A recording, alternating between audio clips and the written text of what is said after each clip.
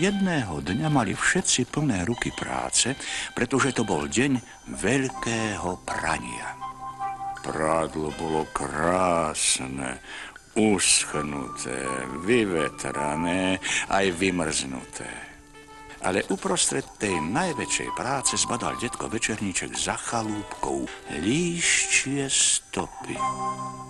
No toto, len sa pozrite, tá líška už zase obchádza náš dvorček. Havko, priveď kozu Líru a barana Orióna.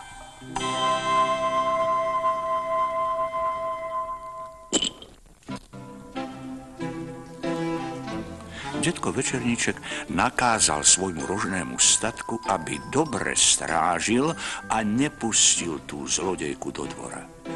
Strážiť musíte vy, lebo ja mám s Havkom a Polárkou inú prácu.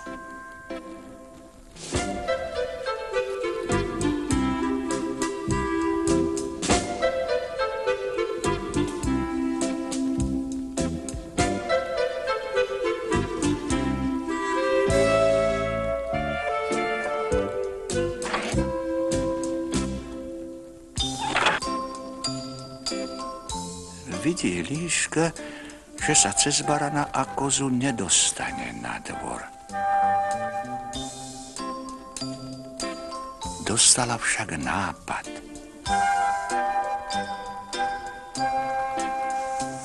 Detko s Havkom a Polárkou mali s bielizňou veru, čo robiť.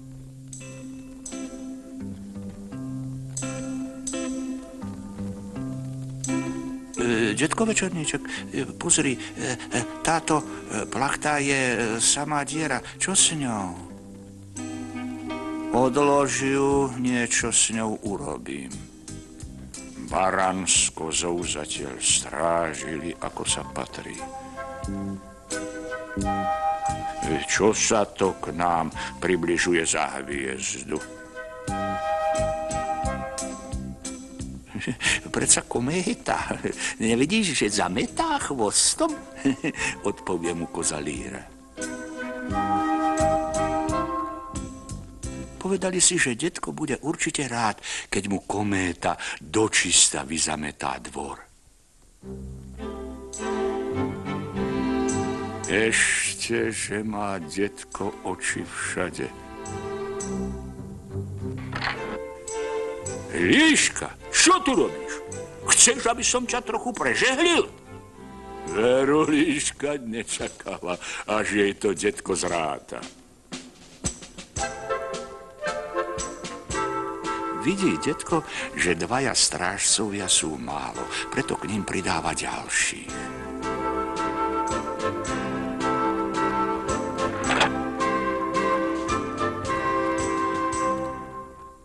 Vidí líška, že toľkým strážcom nepreklzne ani myš. Zase však dostala nápad. Zatiaľ, čo detko opravoval deravú plachtu, snažila sa líška prejsť statočným strážcom cez rozum.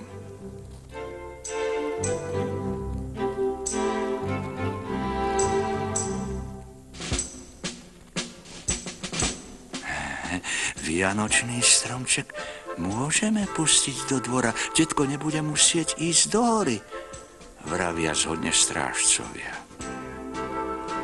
Detkovi však ani teraz radosť neurobili. Zasa si tu! Chceš, aby som ťa poslal ako balík do zoologickej záhrady?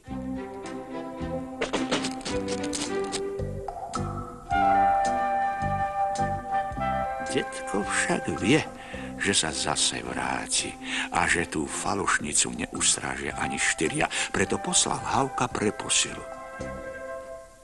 Tak, a teraz uvidíme, ako sa tej figliarke zapáči naše privítanie, povedal detko natešene.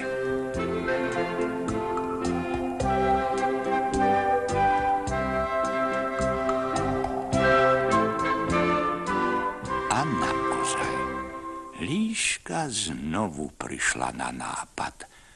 A síce na taký, že pušky sa bojí každý. aj detko.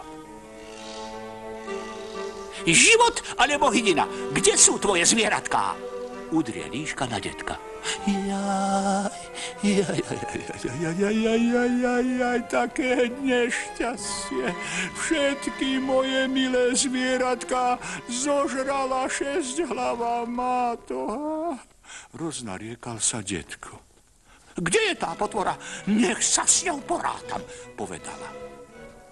Tam za chalúbkou, dostala odpoveď.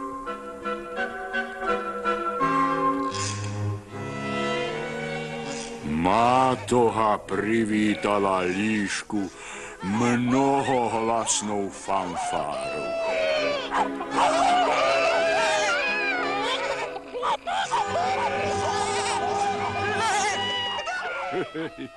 Ale líška preberala nôžkami, veru uháňala o 106, zastavila sa až v 107. chotári. Tento deň by sme mali za sebou, povedal detko Večerníček a šiel pozažíhať hviezdy.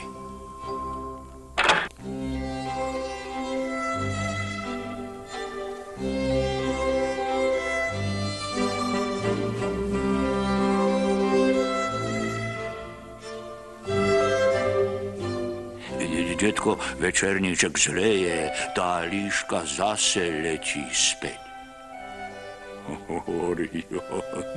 Orion, veď ty nerozoznáš kométu od líšky. Aj nebo treba z času na čas pozametať. Každý chce mať čisto.